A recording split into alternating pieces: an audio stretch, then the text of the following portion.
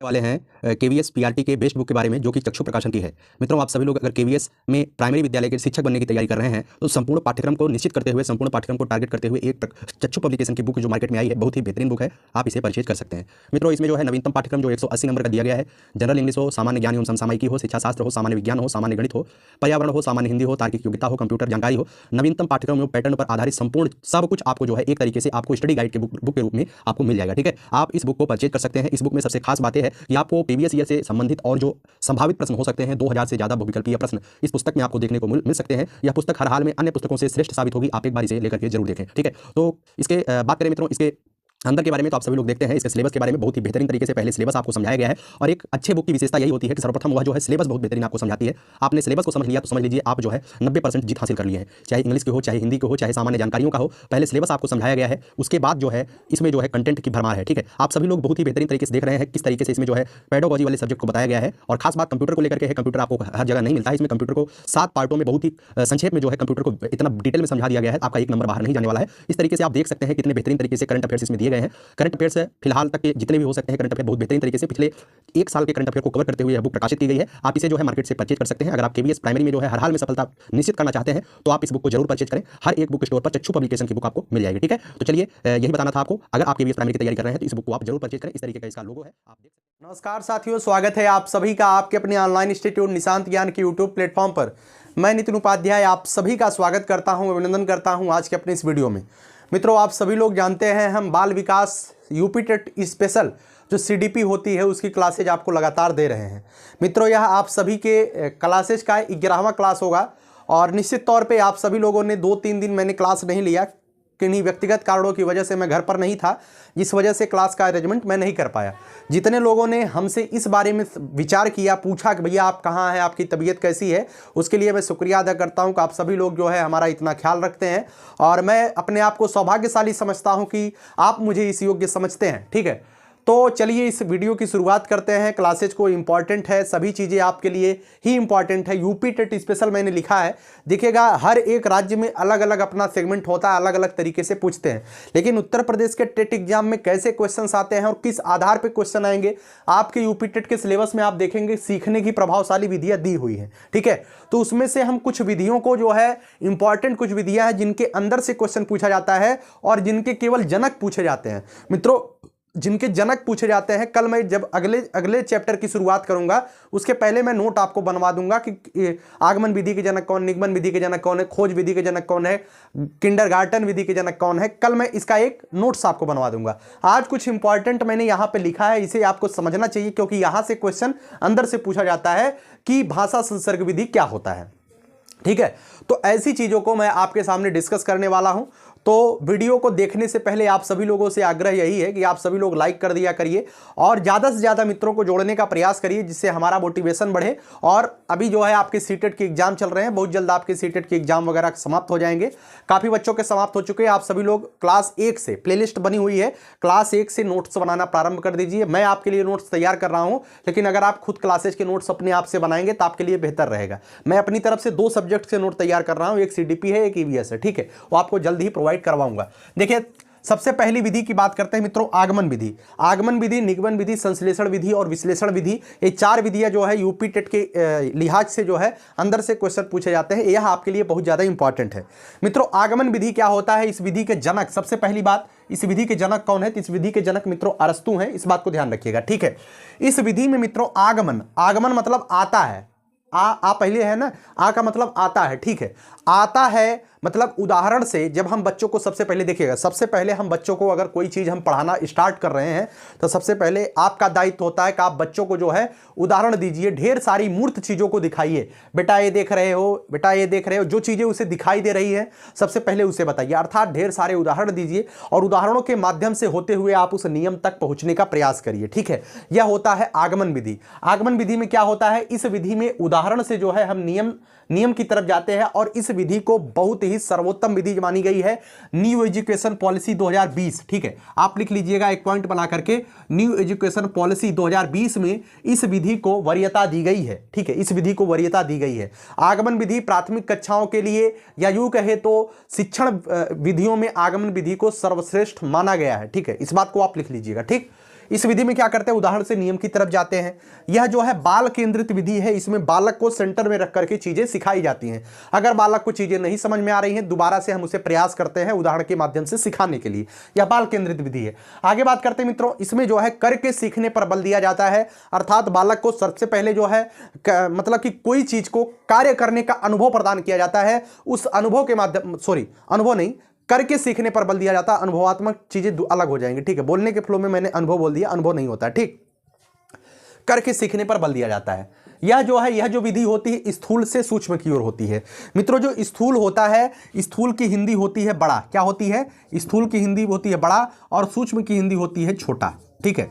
सबसे पहले आपको चीजें क्या आसान होती है? सबसे पहले आपको चीजें आसान है कि आप बड़ी चीजों को दिखाइए। बड़ी चीजों को दिखाने की वजह से आप पहले पूरे शरीर को दिखाइए। शरीर को दिखाने के बाद ही आप गुर्दे की तरफ जाइए। गुर्दे की इलाज कैसे किया जाएगा? अगर बच्चा जो है पहले शरीर का मतलब कि शरीर को ऑब्जर्व ही नहीं किया है, बच्चा का मतलब मैं किसी डॉक्टर की बात कर रहा हूं, अगर कोई डॉक्टर जो है शरीर का ऑब्जर्वेशन किया ही नहीं है, शरीर कैसे होता है, उसे डायरेक्ट आप गुर्दा दिखाएंगे तो गुर्दा यहां होता है, फाड़ देगा, यहां माथे पर फाड़ देगा, उसे पता नहीं रहेगा कहां गुर्दा है, ठीक है। तो सबसे पहले आप चीजों को बड़े स्तर पे दिखाइए, मतलब स्थूल दिखाइए। उसके बाद उसके गूढ़ता को दिखाइए, उसकी सूक्ष्मता को उसके बाद दिखाइए। आगमन विधि यही कहता है। सबसे पहले उदाहरण दीजिए तब नियम दीजिए। इसका मतलब सबसे पहले बड़े बड़े चीजों को दिखाइए, उसके बाद उसके नियम की तरफ जाइए, उसकी सूक्ष्मता की तरफ जाइए, ठीक है। तो स्थूल से सूक्ष्म की ओर इस नियम को कहा जाता है। आगे बात करते हैं, इस विधि को मित्रों ज्ञात से अज्ञात की ओर कहते हैं, अर्थात जो चीजें पहले आपको पता है, पहले बालक को जो चीजें पता है उसके पूर्व अनुभव से जोड़ते हुए उन चीजों को उसे सिखाइए, उसके बाद उन चीजों के बारे में सिखाइए जो बालक को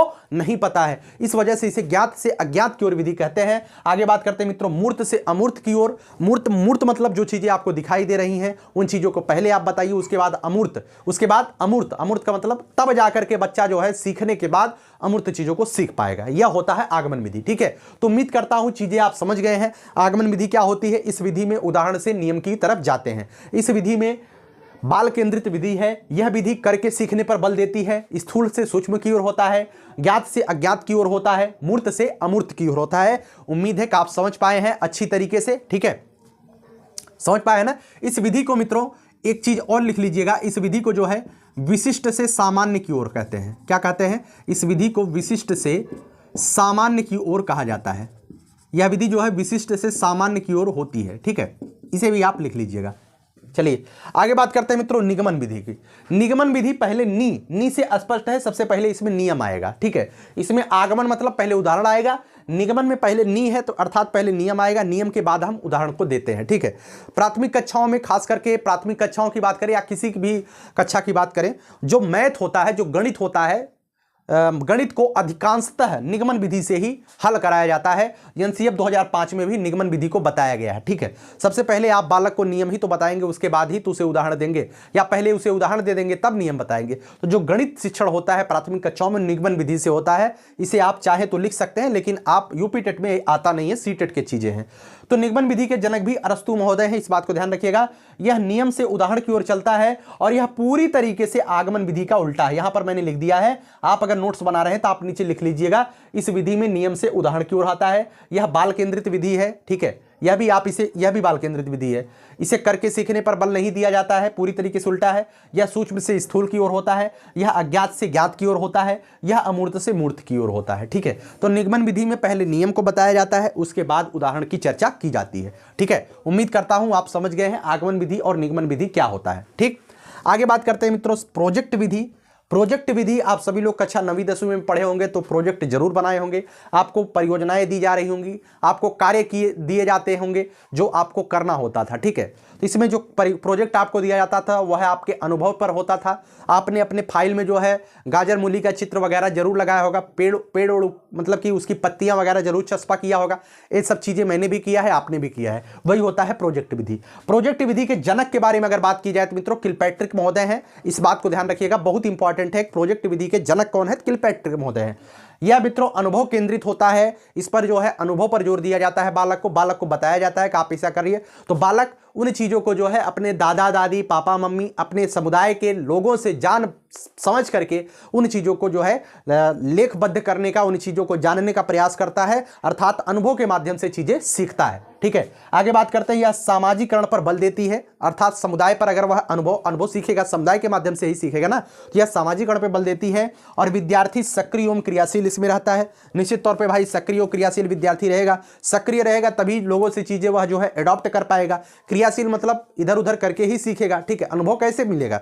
दूसरे लोगों के बीच बैठेगा, समाज के बीच बैठेगा, तभी जाकर के उसे अनुभव प्राप्त होगा। चीजें जो जाननी है वो आपस में डिस्कशन करेगा। तो यह जो है निश्चित तौर पे विद्यार्थी सक्रिय एवं क्रियाशील रह करके इन चीजों को सीखता है, ठीक है। आगे बात करते हैं मित्रों, समूह में रहकर कार्य करने की जो है प्रेरणा होता है, ये प्रोत्साहित किया जाता है। इसमें बालक को जो है 2-4 लोगों के ग्रुप में जो है इस कार्य को दिया जाता है। 2-4 लोग मिल करके एक प्रोजेक्ट का निर्माण करते हैं। आपने भी किया होगा, मैं जब कक्षा 9वीं 10वीं में था तो मुझे जो है मिसाइल की एक प्रतिरूप बनाने के लिए दिया गया था, तो मैं अकेले नहीं बना पा रहा था, 4-5 ग्रुप उसमें शामिल किया गया था। हम 5 लोगों ने मिल करके मिसाइल का एक प्रतिरूप तैयार किया था। आप भी जब कक्षा 9वीं 10वीं में रहे होंगे तो ऐसा कोई ना कोई कार्य जरूर किए होंगे। हमने किया था तो आपने भी किया होगा, ठीक है। यही होता है प्रोजेक्ट विधि, यही होती है परियोजना मेथड।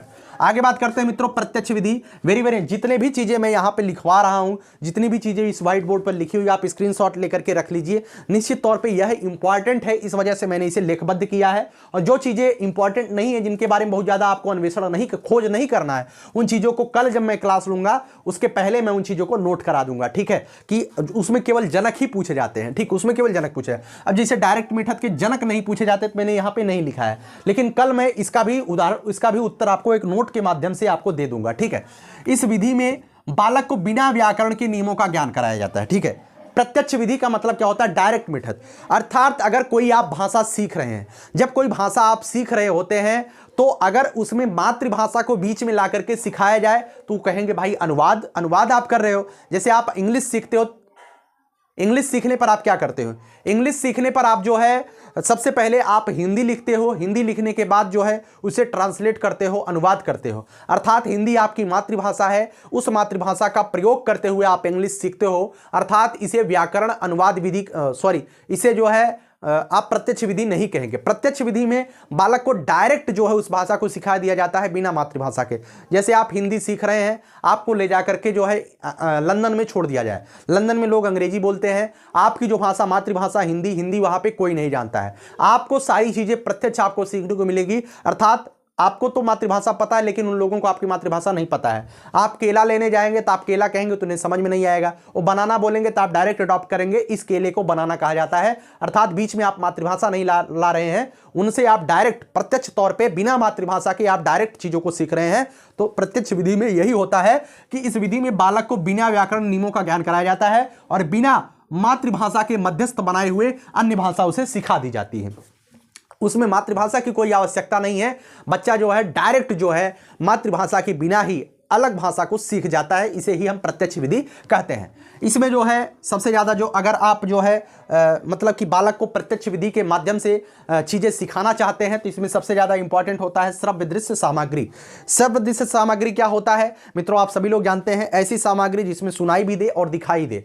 सुनाई दे और दिखाई दे, ऐसा क्या होता है? ऐसा होता है आपका मोबाइल, जो यूट्यूब से आप हमारी वीडियो को देख रहे हैं, सुनाई भी दे रहा है, दिखाई भी दे रहा है। ऐसा होता है आपका प्रोजेक्टर, जिसमें आपको दिखाई भी देता है, सुनाई भी देता है।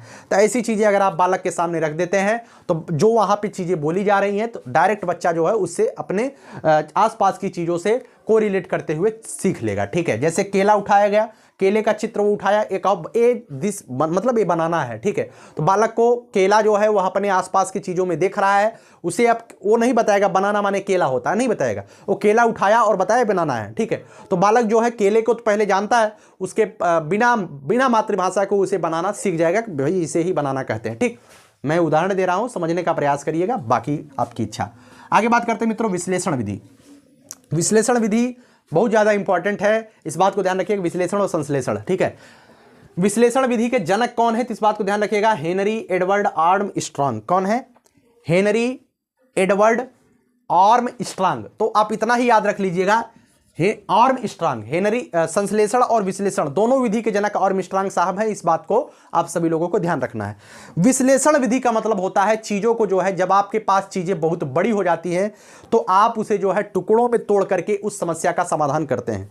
टुकड़ों में तोड़ करके जब समस्या का समाधान किया जाता है उसे हम विश्लेषण विधि कहते हैं।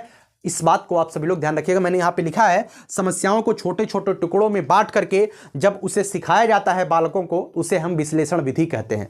विश्लेषण, ठीक है। इस विधि को मित्रों, इस विधि को ध्यान रख लीजिएगा, इस विधि को मित्रों क्या कहते हैं? इस विधि को ज्ञात से अज्ञात की क्या बोलते हैं? इस विधि को मित्रों अज्ञात से ज्ञात की ओर बोलते हैं, ठीक है। अज्ञात से ज्ञात की ओर, ज्ञात की ओर आप लिख लीजिएगा। इस विधि को अज्ञात से ज्ञात की ओर की विधि कहा जाता है। विश्लेषण विधि में चीजें आपको तोड़नी पड़ती है, तोड़ते हैं, तोड़ने के बाद जो है आपको चीजें एक बार अज्ञात है चीजें, आपको जैसे इतना बड़ा चीज दे दिया गया है, ठीक है, इतना बड़ा चीज हमारे मोबाइल का है ना, कवर है, इसे जो है अज्ञात से ज्ञात का मतलब क्या है? अगर इसे आपको सीखना है, इसे आपको समझना है, समझने का प्रयास करिए, तो अगर आप एक बार में इसे ऑब्जर्व नहीं कर पा रहे हैं, ये तो मोबाइल का टुकड़ा है ना, अगर ये मोबाइल ही होता, आपको सीधे सीधे ऑब्जर्व नहीं होता, तो आप इसका विश्लेषण करते। विश्लेषण का मतलब क्या करते? अभी आपको पूरे मोबाइल के बारे में नहीं पता है कि पता है, अगर आपको मोबाइल दे दिया जाए, आपको पूरे मोबाइल के अंदर के बारे में, अंदरूनी भागों के बारे में नहीं पता होता है। सबसे पहले आप क्या करते हैं? सबसे पहले आपको अज्ञात है, चीजें अज्ञात है, उसके बाद आप उसे तोड़ते हैं, टुकड़ों में तोड़ते हैं, है ना, टुकड़ों में तोड़ते हैं। मतलब ऐसा हथौड़ी से नहीं, आप एक मैकेनिकल बनने जा रहे हैं, आप एक इंजीनियर बनने जा रहे हैं, मोबाइल के पुर्जों को खोलेंगे, खोलने के बाद थोड़ी थोड़ी चीजों को जो है सूक्ष्मता से देखेंगे ना, उसके बाद उन चीजों को आप ज्ञात कर ले जाएंगे, सीख ले जाएंगे। मोबाइल का डिस्प्ले क्या होता है, मोबाइल का कैमरा कहां लगता है, स्पीकर कहां लगता है, इन चीजों को आप सीख पाएंगे? नहीं सीख पाएंगे। आप कहेंगे भैया सीख पाएंगे। इसी वजह से इसको कहा जाता है अज्ञात से ज्ञात की ओर, ठीक है। उम्मीद है समझ पाए विश्लेषण विधि को अज्ञात से ज्ञात की ओर क्यों कहा जाता है ना। तो अज्ञात से ज्ञात की ओर इसे इस वजह से कहा जाता है, सबसे पहले आप बड़ी चीजें हैं, बड़ी चीजों को टुकड़ों में तोड़ करके आप जो है ज्ञात करने का प्रयास करते हैं ना भाई, इसी वजह से इसे जो है अज्ञात से ज्ञात की ओर कहा जाता है ना। आगे बात करते हैं मित्रों संश्लेषण विधि। संश्लेषण का मतलब होता है, जब मैं कक्षा 9वीं में पढ़ रहा था उस समय प्रकाश संश्लेषण की क्रिया विधि सीख रहा था, उस समय से मुझे संश्लेषण का मतलब पता है। मुझे नहीं आता था सिंथेसिस क्या होता है। सिंथेसिस का मतलब होता है, संश्लेषण की अंग्रेजी होती है भैया सिंथेसिस, इसका मतलब होता है बनाना, ठीक है। मेरे सर ने कहा कि संश्लेषण माने क्या होता है, मैं नहीं बता पाया। उन्होंने उस समय बताया था कि संश्लेषण का मतलब होता है बनाना, निर्माण करना। क्या होता है? निर्माण करना। तो विश्लेषण विधि जब चीजों को आप टुकड़ों में बांट करके सीखने का प्रयास करते हैं, तो उसके बाद ही संश्लेषण विधि का प्रयोग किया जाता है। अर्थात जो संश्लेषण विधि होता है, विश्लेषण के बाद ही संश्लेषण विधि का प्रयोग किया जाता है। सबसे पहले आप क्या करते हैं? सबसे पहले आप मोबाइल आपके हाथ में आती है, आप मोबाइल के बारे में जानकारी लेना चाहते हैं, आप मोबाइल के मिस्त्री बनना चाहते हैं, तो मोबाइल को पुर्जे कल पुर्जे को तो खींचते हैं, निकालते हैं, स्पीकर, कैमरा, उसके डिस्प्ले वगैरह अन्य जानकारियां आप लेते हैं, टुकड़ों में तोड़ करके जानकारियों को लेते हैं, उसके बाद संश्लेषण करते हैं। अगर विश्लेषण आप नहीं किए हैं तो आप संश्लेषण करेंगे भाई कैसे? संश्लेषण का मतलब आप बनाएंगे कैसे? आपको बनाना है तो सबसे पहले आपको विश्लेषण सीखना ही पड़ेगा। विश्लेषण मतलब टुकड़ों में विभाजित करना, उसके पुर्जों के बारे में जानकारी हासिल करना, आपको जानना पड़ेगा, ठीक है। उम्मीद है समझ पाए हैं। जैसे मैं आपको परीक्षा के माध्यम से समझाता हूं, आप यूपी टेट की तैयारी नितिन उपाध्याय से कर रहे हैं, सीडीपी हमसे पढ़ रहे हैं, तो मैं वर्तमान के समय में आपको जो है एक एक चैप्टर को पूरी तरीके से डिटेल में तोड़ तोड़ करके समझा रहा हूं, विश्लेषण कर रहा हूं, एनालिसिस करके आपको दे रहा हूं।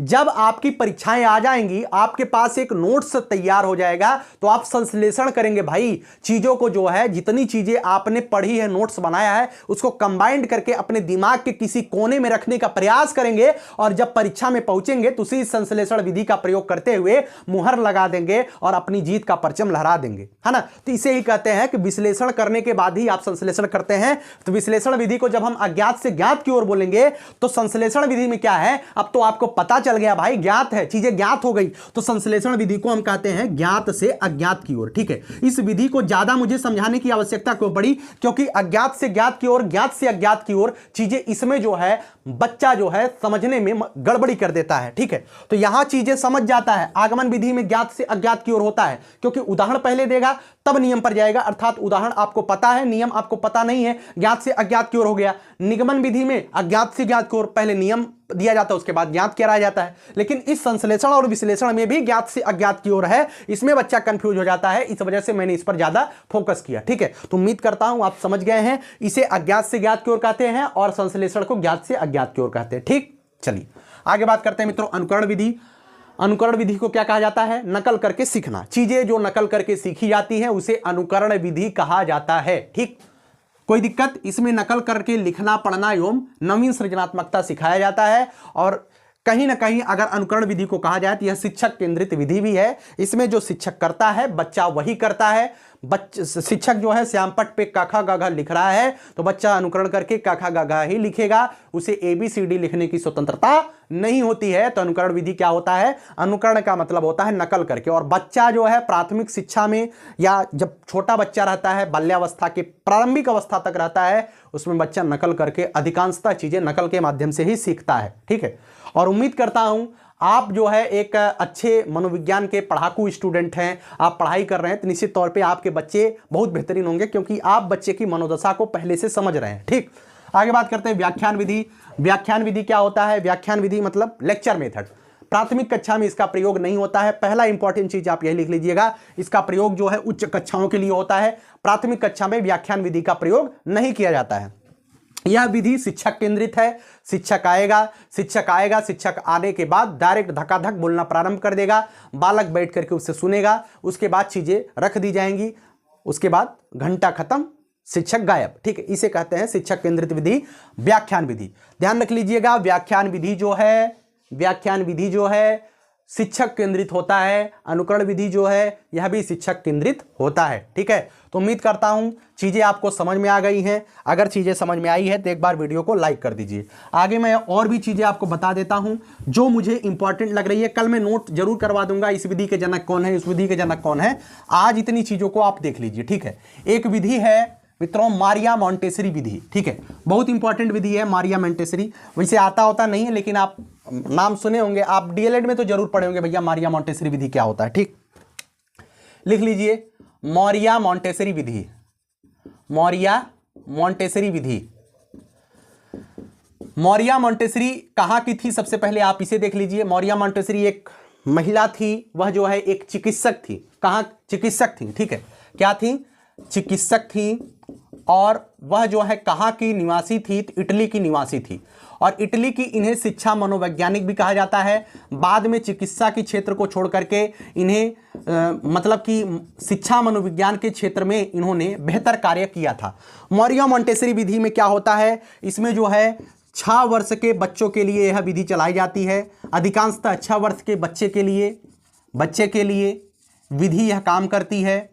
विधि काम करती है। ठीक है, प्रारंभ में जो है जब यह विधि चलाई गई थी, प्रारंभ में यह मंद बुद्धि के बालकों के लिए थी। प्रारंभ में यह मंद बुद्धि के बालक के लिए थी, मंद बुद्धि के बालक के लिए थी।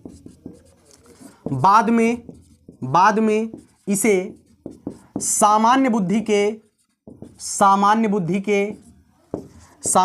के बालकों के लिए भी प्रयोग किया जाने लगा।